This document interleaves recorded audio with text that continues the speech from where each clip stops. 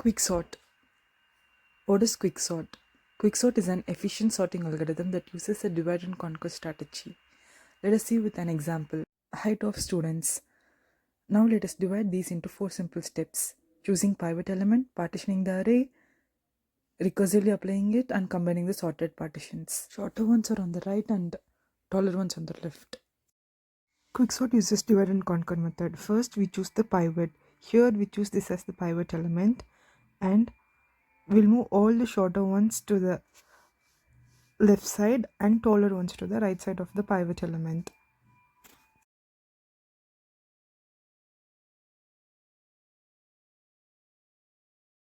Now this is sorted. Let's see how the algorithm works with numbers. We'll be taking an array of elements. We'll be taking I, j and pivot as shown. Compare j and pivot. J is greater, so increment j.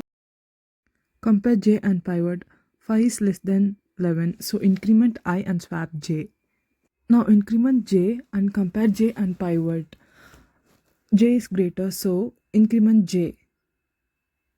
And now compare j and pivot, increment j. Again compare j and pivot. J is smaller, so increment I and swap it with j. After swapping, increment j and compare it with the pivot, that is 3 and 11 will be compared and 3 is smaller, so we increment I and swap it with j.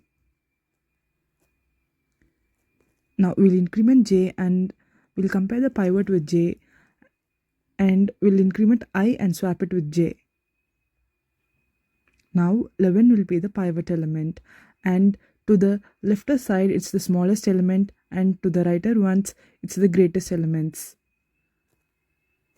Now we have two partitioned arrays and all the same steps will be applied on the both of the sides until it gets sorted on the left side and right side.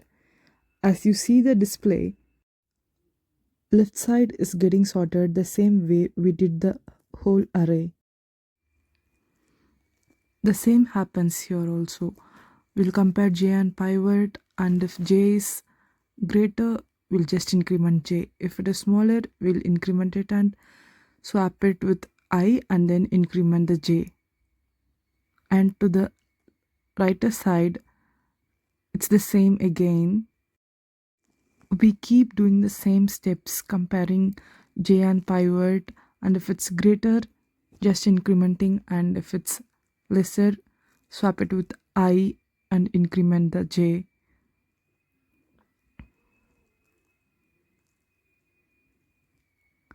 As you see, now the array is completely sorted. Thank you.